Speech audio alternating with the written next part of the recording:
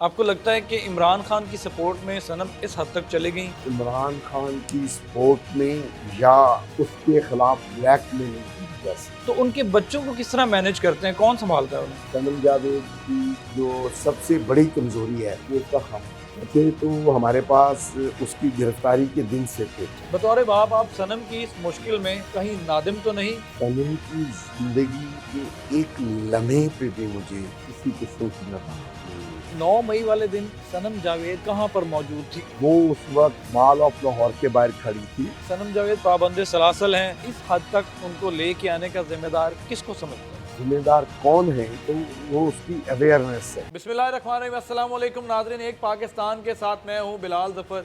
और नाज़रीन, आज मैं सनम जावेद साहिबा के घर पे आया हूँ। खुद तो वो जेल में हैं, लेकिन उनके वालिद जो हैं उनके लिए बहुत मेहनत कर रहे हैं और इलेक्शन की राह हमवार होती नज़र आ रही है। अब तो लोग कहना शुरू हो गए हैं कि 8 फरवरी को इलेक्शन होगा। तो इसी सिलसिले में देखते हैं कि मरियम नवाज़ के मुकाबले में सनम जावेद इलेक्शन लड़ेंगी या शहबाज शरीफ के मुकाबले में लड़ेंगी, नवाज़ शरीफ के मुकाबले में लड़ेंगी। क्या सूरत हाल है, आइए उनसे बात करते हैं कि वो अब तक किस उम्मीद से बैठे हैं। अच्छा अंकल, मुझे ये बताइएगा कि सनम जावेद कैसा बच्चा थी और आपके साथ उनका कैसा सलूक था, कैसा रवैया था, घर में कैसे आपके साथ रहते थे? सनम जो है ना, मेरी फैमिली की बचपन में वो बच्ची थी जो मेरे से सिर्फ इस बात पे डांट खाती थी कि तेरा कॉन्फिडेंस लेवल कम क्यों है। मेरी 3 बेटियां हैं, जो सनम सबसे बड़ी है, उसके बाद फलक जावेद है और एक उसके बाद अनम जावेद है। वो जो एक जो इससे दोनों जो इससे छोटी हैं, जब मैं और सनम हम सब मार्केट जाते थे तो उन दोनों ने जिद करनी कि जी पापा मैंने ये भी लेना है, मैंने वो भी लेना है, ये भी लेना है। वालदा भी साथ होती थी तो सनम पीछे खड़े होकर ना ऐसे करती रहती थी। तो आई फील बैड कि ये क्यों अपनी ख्वाहिश जाहिर नहीं करती। तो मैंने एक दफ़ा इसी वजह देखते हुए मैंने उसको गौर से देखा। तो मैंने फिर उस सनम की वालदा को कहा कि रुबीना, सनम का जो है ना, सनम डरती है या कॉन्फिडेंस नहीं है उसमें, उसको वो ज़िंदगी में कैसे ट्रैवल करेगी। ज़िंदगी बहुत तल्ख है, उसको इतना कॉन्फिडेंस होना चाहिए कि वो जो चाहे वो जो उसके दिल में आए वो कर सके। फिर हमने उसको समझाया कि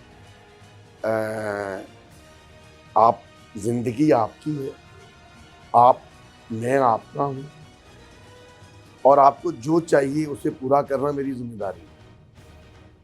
अब जब ये सारा कुछ हुआ, हम लोग डेफिनेटली, फिर वो एक स्टूडेंट थी, वो कॉलेज स्कूल गई, स्कूल से कॉलेज गई, कॉलेज से यूनिवर्सिटी गई, उसका कॉन्फिडेंस लेवल इंक्रीज़ होता रहा। लेकिन क्योंकि वो कभी किसी मुश्किल में इन्वॉल्व नहीं हुई थी तो हमें उसकी कुव्वत बर्दाश्त का अंदाज़ा नहीं था।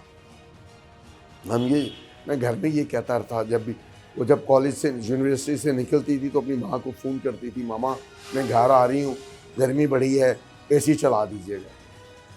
जब उसने 48 टेम्परेचर में कोट लखपत जेल में वक्त गुजारा और अब वो 7 माह 14 दिन के बाद भी डेथ सेल में है, तो एक दिन उसकी वालदा मुझे कह रही थी कि जो आप उसको बचपन में डांटते थे ना, इसमें कॉन्फिडेंस होना चाहिए, अब संभालो उसको। उसने सारों को बता दिया कि कॉन्फिडेंस होता क्या है।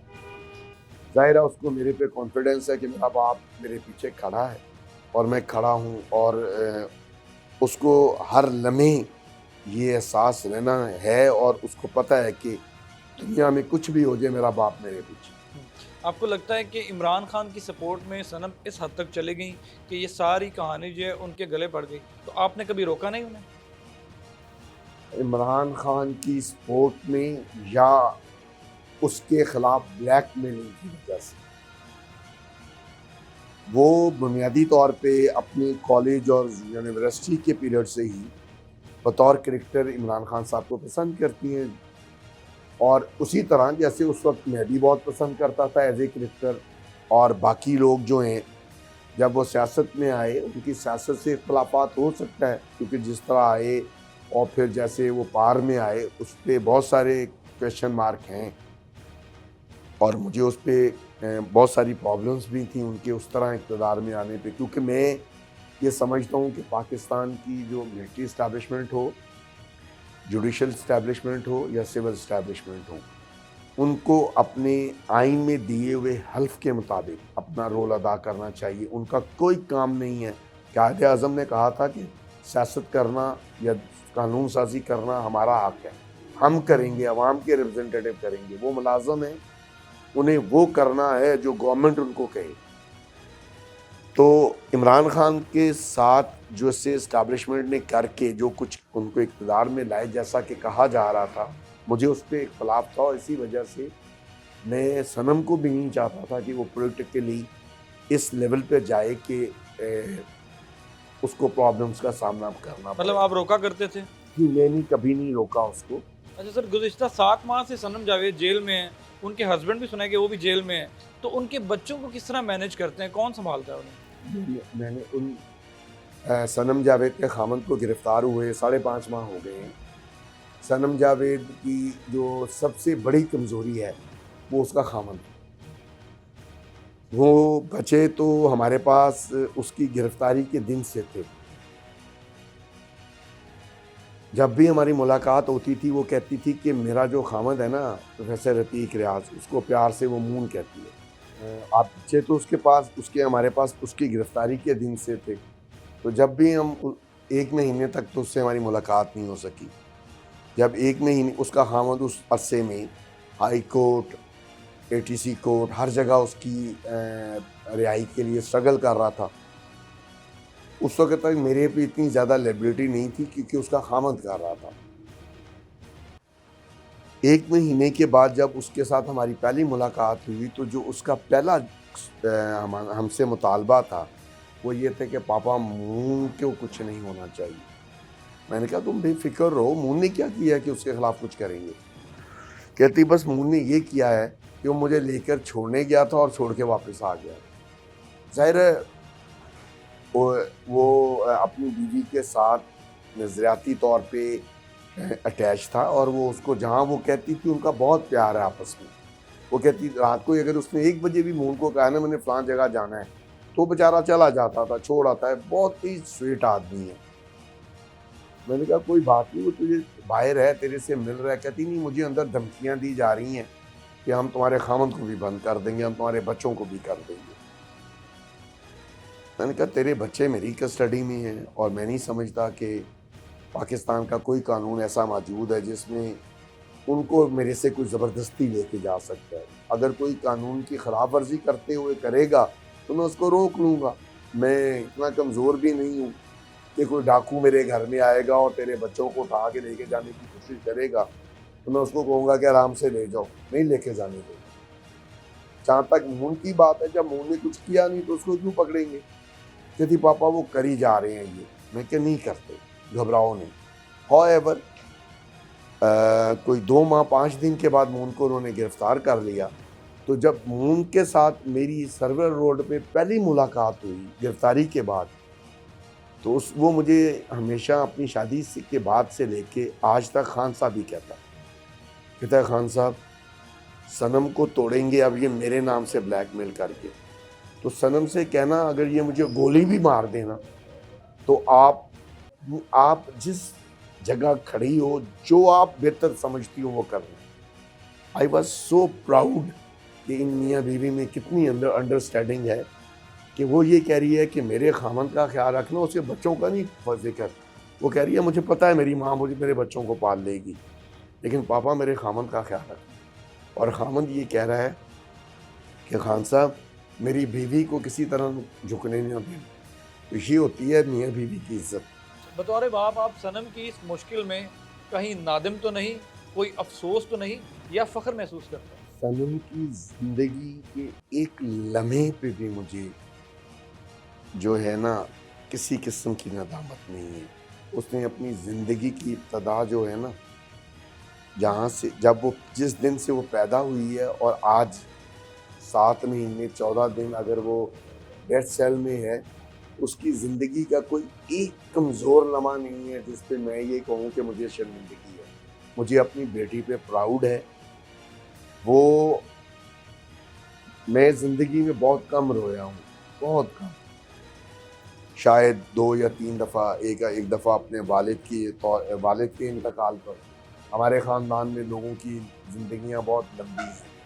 میں نے اپنی 64 سالہ زندگی میں بہت چھوٹا تھا تو اپنے دادا کا انتقال دیکھا، اس وقت رونے کا کوئی مائنڈ سیٹ نہیں تھا، اور پھر میں نے اپنے والد کا انتقال دیکھا، اس وقت رویا، یا بے نظیر کی شہادت پہ رویا۔ لیکن اس کے بعد آج سے کوئی 4 مہینے پہلے ایک کال آتی ہے مجھے کربلا سے۔ کال کرنے والے کا نام تھا حیدر علی، میں اس کو نہیں جانتا، وہ کہیں یو کے میں سیٹلڈ ہے، کراچی سے ان کا تعلق ہے۔ انہوں نے دعویٰ کیا کہ جی ان کا ایک گروہ یو کے سے جو زیارات ہیں کربلا کی اس کے لیے آیا ہے، اور انہوں نے زینب بنت علی کے مزار پر کھڑے ہو کے صنم کے لیے دعا کی، اور اس نے کہا کہ میں یہ سمجھتا ہوں کہ جیسے زینب بنت علی یزید کے سامنے کھڑی ہو گئی تھی نا، صنم وہ سنت ادا کرتی۔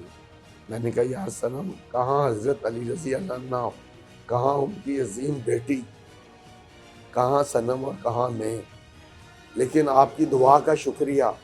میرے اس وقت میری آج بھی جب میں وہ بات کرتا ہوں تو میری آواز بھرا جاتی ہے، اور میں فخر محسوس کرتا ہوں کہ میری بیٹی وقت کے حکمرانوں یزیدوں، وہ کہتی ہے کہ میں جو میرے پاکستان کے لوگوں یا میرے پنجاب کے خصوصاً لوگوں کے اوپر یہ الزام ہے کہ ہم طاقتوروں کے سامنے کھڑے نہیں ہوتے، میں اس داغ کو دھونا چاہتی ہوں۔ میری گردن بھی کٹ جائے، یہ میری آنکھوں سے آنسو نہیں دیکھ سکتے، اور 7 مہینے 14 دن کی ڈیتھ سیل گزارنے کے بعد جب وہ باہر آتی ہے، آپ نے دیکھا ہوگا کہ وہ ایک مسکراتے ہوئے چہرے کے ساتھ آتی ہے، لوگوں کو اس کی مسکراہٹ میں چھپے ہوئے دکھ نظر نہیں آتے۔ میں جب اس کی آنکھوں میں دیکھتا ہوں مجھے بہت دکھ ہوتا ہے، لیکن میں اس کا حوصلہ کم نہیں ہونے دیتا۔ میں کہتا ہوں کہ تیرا باپ تیرے پیچھے کھڑا ہے، دنیا کی کوئی طاقت تجھے شکست نہیں دے سکتی۔ شکست اس وقت ہوگی جب تم اسے تسلیم کر دے۔ وہ کہتی ہے کہ میری گردن کٹ سکتی ہے، میں شکست تسلیم نہیں کروں۔ اب امتحان چل رہا ہے اس کو ہرانے والوں کے درمیان اور اس کے درمیان۔ اس کی حفاظت اللہ کے حوالے ہے، میں دیکھتا ہوں کون یزید اس کا سر جھکا سکتا۔ مجھے جاوید صاحب یہ بتائیں کہ 9 مئی والے دن صنم جاوید کہاں پر موجود تھی آپ کے مطابق؟ میرے مطابق نہیں، میں دعوے سے کہہ رہا ہوں کہ اگر اس میں ایک لفظ غلط ثابت ہو جائے تو اس کو میں اپنے ہاتھ سے چوک میں لٹکوا دوں گا۔ وہ اس وقت مال آف لاہور کے باہر کھڑی تھی، اس کی ایک آڈیو موجود ہے جو وہ اپنا چینل وہ چلاتی تھی، سوشل میڈیا چینل جس کا نام آفٹر شاک ہے، اس کے لیے وہ ریکارڈنگ کر رہی تھی، اور اس کی آڈیو موجود ہے کہ یہ جو ٹرکوں سے اتر کے جناح ہاؤس کے اندر داخل ہو رہے ہیں لوگ، یہ کون ہیں؟ پی ٹی آئی والے لوگوں کو روکو، وہ سامنے جناح ہاؤس میں جا رہے ہیں، وہاں پہ مت جائیں، اور اے تم رکو، تم ادھر کیوں جا رہے ہو؟ وہ پھر کہتی ہے کہ یہ تو سن نہیں رہے بھائی، میں تو پیچھے جا رہی ہوں۔ وہ جناح ہاؤس کے باہر مال آف لاہور میں تھی، وہاں جب ہنگامہ ہوتا ہے تو وہ فوراً اپنے خاوند کو فون کرتی ہے کہ یہاں ہنگامہ ہو گیا ہے۔ ظاہر ہے وہ ہنگامہ کرنے تو نہیں گئی تھی، دنیا میں کون عقل مند عورت ہے جو اپنے 12 سال کے بیٹے، 12 سال کی بیٹی، 9 سال کے بیٹے اور اپنے خاوند کو لے کے کسی جگہ پہ آگ لگانے جائے گی؟